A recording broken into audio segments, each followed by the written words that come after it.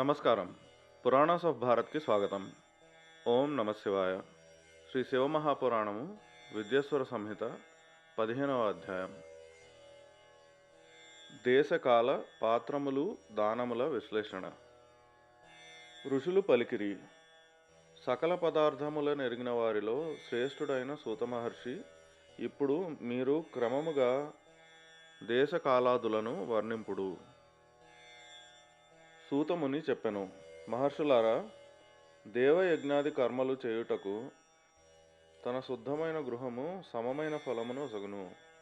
అనగా తమ ఇంటిలో చేయబడిన దేవయజ్ఞాదులు శాస్త్రోక్త ఫలములను సరిసమముగా ఇచ్చునవగును. ఇంటికంటే గోశాల 10 రెట్లు ఎక్కువ ఫలమునొసగును. జలాశయ తీరము దానికంటే 10 రెట్లు మహాత్మ్యమును కలిగి ఉండును. బిల్వము, మారేడు, తులసి, మర్రి చెట్టు మూలముల గల ఆ స్థలమును నదీ తీరము కంటే 10 రెట్లు అధిక ఫలమునిచ్చును. దేవాలయము దానికంటే 10 రెట్లు అధిక మహత్యము కలదని భావించవలను. తీర్థస్థలము యొక్క తీరము దానికంటే 10 రెట్లు అధిక ఫలము నొసగును. నదీ తీరము దానికంటే 10 రెట్లు శ్రేష్టము. తీర్థ నదీ తీరము దానికంటే 10 గుణములు ఉత్తమము. సప్తగంగయను పేరుగల నదుల తీర్థస్థానము దానికంటేను శ్రేష్టము. గంగా, గోదావరి, కావేరి, తామ్రపర్ణి, సింధు, సరయు, నర్మద ఈ 4 నదులను సప్తగంగ ఎందురు. సముద్ర తీరము నందలి స్థలము దీనికంటే 10 గుణములు శ్రేష్టమై ఉండును. పర్వత శిఖర ప్రదేశము దీనికంటే 10 గుణములు పవిత్రమైనది. మనస్సు లగ్నమైన చోటు అన్నిటికంటే ఉత్తమమైనదిగా భావించవలెను. ఇప్పటి వరకు దేశమును వర్ణించి తిని, ఇప్పుడు కాలమునందలి తారతమ్యమును తెలిపెదను. సత్యయుగమునందు యజ్ఞము, దానము మొదలగు కర్మలు పూర్తి ఫలము నొసగును అని తెలుసుకొనవలెను. త్రేతాయుగమునందు 3 వంతుల ఫలము లభించును. ద్వాపరమున ఎల్లప్పుడూ సమభాగము మాత్రమే ఫలము లభించును. కలియుగమున 1/4 భాగమే ఫలము లభించునని భావింపవలెను. కలియుగము సగము గడిచిన తర్వాత ఆ 4వ భాగఫలము కంటే చతుర్థాంశము తక్కువ యొగును. పరిశుద్ధమైన అంతఃకరణము గల పురుషునకు శుద్ధమైన పవిత్రమైన దినము సమఫలమునిచ్చును. పండితులైన బ్రాహ్మణులారా, సూర్య సంక్రమణ దినమునందు చేయబడు సత్కర్మ ముందు చెప్పిన పరిశుద్ధ దినము కంటే 10 రెట్లు ఫలమునిచ్చునదగును అని తెలియవలెను. విషువనామ యోగమునందు చేయబడిన కర్మ పైదానికంటేను 10 రెట్లు ఎక్కువ మహాత్మ్యమును సంతరించుకొనును. దక్షిణాయన ఆరంభ దినములందు అనగా కర్క సంక్రాంతి యందు చేయబడిన పుణ్యకర్మ మహిమ విషువయందు చేయబడిన దానికంటే 10 గుణములు ఎక్కువగును. దానికంటేను మకర సంక్రాంతి ముందు 10 రెట్లు ఎక్కువ, మకర సంక్రాంతి యందు 10 రెట్లు ఎక్కువ, మకర సంక్రాంతి కంటే ఎక్కువ చంద్రగ్రహణ సమయమున చేయబడిన పుణ్యకర్మ ఎక్కువ మహిమను కలిగి ఉండును. సూర్యగ్రహణ సమయము అన్నిటికంటే ఉత్తమమైనది. అప్పుడు చేసిన పుణ్యకర్మ ఫలము చంద్రగ్రహణ సమయము కంటే అధిక ఫలమును సంపూర్ణత్వమును సమకూర్చును. ఈ విషయమును విఘ్నులు చక్కగా నెరుగుదురు. జగద్రూపమైన సూర్యుడు రాహురూపమైన విషముతో కలియును. కనుక సూర్యగ్రహణ సమయము రోగప్రధాన కారకమగును. అందువలన ఆ విషమును శాంతింపజేయుటకు ఆ సమయమున స్నాన, ధ్యాన, జపములు చేయవలెను. ఆ కాలము విష ఉపశమనము కొరకు ఉపయోగపడును కనుక పుణ్యప్రదముగా చెప్పబడినది. జన్మ నక్షత్ర దినము, వ్రతములు పూర్తి చేసిన దినము, సూర్యగ్రహణముతో సమానమని భావింపబడినవి. మహాపురుషుల సాంగత్య సమయము కోట్ల కొలది సూర్యగ్రహణములతో సమానమైనది, పవిత్రమైనదిగా జ్ఞానులు తెలుసుకొని అంగీకరించెదరు. తపోనిష్ఠులగు యోగులు, జ్ఞాననిష్ఠులగు యతీంద్రులు పూజార్హులగుదురు. వీరు పాపములను నశింపచేయుదురు. 24 లక్షల గాయత్రీ మంత్రమును జపించిన బ్రాహ్మణులను పూజకు తగిన ఉత్తమ పాత్రులు. వారు సంపూర్ణ ఫలమును భోగములను ఇచ్చుటకు సమర్థులు. పతనము నుండి రక్షించువారు అనగా నరకపాతోన్ముఖులను రక్షించెదరు. ఈ గుణము వలన శాస్త్రములందు వీరి కొరకు పాత్ర శబ్దమును ఉపయోగించిరి. అట్టివాడు దాతను పాతకము నుండి రక్షించు కారణమున పాత్ర అని చెప్పబడును. గాయత్రి తనను గానము చేయు వాడిని పతనము నుండి రక్షించును కనుక ఇది గాయత్రి అని పిలువబడును.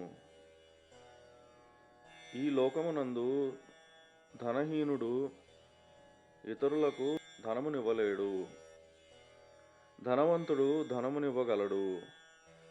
అదే విధముగా స్వయముగా పరిశుద్ధుడు పవిత్రాత్ముడు ఇతరులను రక్షించగలడు, ఉద్ధరించగలడు. గాయత్రి జపమును చేసి పవిత్రాత్ముడైన వాడు శుద్ధ బ్రాహ్మణుడు అనిపించుకొనును. కనుక దాన జప హోమ పూజాది కర్మలన్నింటికీ అతడే పరిశుద్ధుడు పాత్రుడును. అట్టి బ్రాహ్మణుడే దానమునకు రక్షించుటకు పాత్రుడగును. స్త్రీ గాని పురుషుడు గాని ఎవరైనను ఆకలిగానున్నచో అన్నదానమునకు అర్హులగుదురు. ఎవరికే వస్తువు కావాలనని కోరికయుండునో వారికి వస్తువును అడుగకుండానే ఇచ్చినచో దాతకు ఆ దానఫలము సంపూర్ణముగా లభ్యమగును అని మహర్షులు తలంచెదరు. ప్రశ్నించి యాచించిన తర్వాత వస్తువునిచ్చినచో ఆ దానమునకు సగము ఫలము మాత్రమే లభించును. తన సేవకుని కొసగిన దానఫలము 4వ భాగము మాత్రమే సమకూరును. విప్రవరులరా, జాతి మాత్ర బ్రాహ్మణుడై దైన్య వృత్తిలో జీవితమును గడుపువానికి ధనము దానమిచ్చినచో అది దాతకు ఈ భూతలమున 10 సంవత్సరముల వరకు సరిపోవు భోగములను ప్రదానం చేయునదగును. అదే దానము వేదవేత్తయగు బ్రాహ్మణున కొసగినచో అది దాతకు స్వర్గలోకమునందు 10 దేవవత్సరములు దివ్యభోగములను ప్రసాదించును. శిల లేక ఉంచ వృత్తితో గాని గురుదక్షిణ వలన పొందిన అన్నధనములు శూద్రద్రవ్యములని చెప్పబడినవి. ఆ దానము దాతకు పూర్ణ ఫలము నొసగునని చెప్పబడినది. క్షత్రియులు శౌర్యముతో సంపాదించినది, వైశ్యులు వ్యాపారముచే పొందినది, శూద్రులు సేవావృత్తిలో ఆర్జించిన ధనము కూడా ఉత్తమమైనదని ధర్మబుద్ధి కలిగిన స్త్రీలకు తండ్రి నుండి భర్త నుండి లభించిన ధనము వారికాది ఉత్తమ ద్రవ్యము. గోవు మొదలగు 12 వస్తువులను చైత్రమాసము మొదలుకొని 12 నెలలు క్రమముగా దానము చేయవలెను. గోవు, భూమి, తిలలు, బంగారము, నెయ్యి, వస్త్రము, ధాన్యము, బెల్లము, వెండి, ఉప్పు, కూష్మాండము, కన్య ఇవియే 12 వస్తువులు. వీటిలో గోదానము చేత కాయిక, వాచిక, మానసిక పాపములు నివారింపబడును. కాయికాది పుణ్యకర్మలకు పుష్టి కలుగును. బ్రాహ్మణులారా, భూదానము ఇహపరలోకములందు ప్రతిష్టను కలుగజేయును. తిలాదానము బలవర్ధకము, మృత్యు నివారకమగును. సువర్ణదానము జఠరాగ్నిని వృద్ధి చేయును, వీర్యదాయకమగును. ఘృతదానము పుష్టికారకమగును. వస్త్రదానము ఆయుష్ను వృద్ధి చేయునని తెలుసుకొనుడు. ధాన్యము దానమునొచ్చిన అన్నము ధనములు సమృద్ధికి కారణమగును. గుడదానము మధుర భోజనమును సమకూర్చునదగును. వెండిని దానము చేసిన వీర్యవృద్ధి జరుగును. లవణదానము షడ్రసోపేతమైన భోజనమును సమకూర్చును. అన్ని దానములు సకల సమృద్ధిని సిద్ధిని కలుగజేయును. కూష్మాండ దానము పుష్టిదాయకమైనదని విఘ్నులందురు. కన్యాదానము జీవితాంతము భోగములను అనుభవింపజేయును. అది ఇహలోకమున పరలోకమున కూడా సంపూర్ణ భోగములను అనుభవింపజేయును. విద్వాంసులు శ్రవణాది ఇంద్రియములను తృప్తిపరచు వస్తువులను దానము చేయవలను. వాటిని ఎల్లవేళలా దానము నర్పవలెను. శ్రోత్రాది 10 ఇంద్రియములకు చెందిన శబ్దాది 10 విషయములను గురించిన వాటిని దానము చేసినచో అవి భోగానుభవ ప్రాప్తిని కలుగజేయును. దశాది ఇంద్రియములకు చెందిన దేవతలను పరుచును. వేదమును శాస్త్రమును గురుముఖమున అభ్యసించి గురోపదేశముతో గాని స్వయముగా గాని బోధపరుచుకొనిన తదుపరి కర్మఫలము తప్పక లభించును. బుద్ధి యందు నిశ్చయమగును. దీనినే ఉన్నత శ్రేణికి చెందిన ఆస్తికత్వమని అందురు. సోదరులు, బంధువులు లేక రాజు యొక్క భయము చేత ఆస్తిక బుద్ధిని శ్రద్ధను కలిగి ఉండుట కనిష్ట శ్రేణికి చెందిన ఆస్తికత్వము అనబడును. దరిద్రుడు ఏ వస్తువును లేనివాడు వాని ద్వారా కర్మ శరీరము ద్వారా యజనము చేయవలెను. మంత్రములు, స్తోత్రములు, జపములు వాణి ద్వారా చేయబడు యజనమని తలంపవలెను. తీర్థయాత్రలను, వ్రతాదులను పండితులు శారీరక యజనములుగా భావించెదరు. కొంచెము గాని ఎక్కువ గాని ఏ ఉపాయము చేతనైనను దేవతార్పణ బుద్ధి చేత చేయబడిన దానము సత్కర్మ భోగములను సమకూర్చుటలో సమర్థవంతమగును.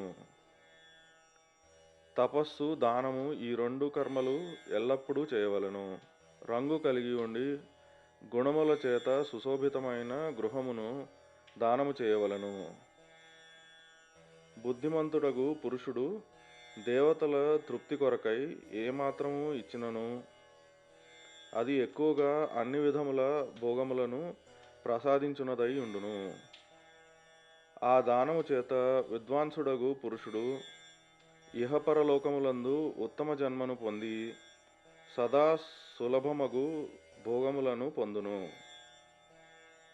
ఈశ్వరార్పణ బుద్ధితో యజ్ఞములు, దానములు మొదలగు కర్మలను చేసిన మానవుడు మోక్షఫలమునకు అర్హుడగును.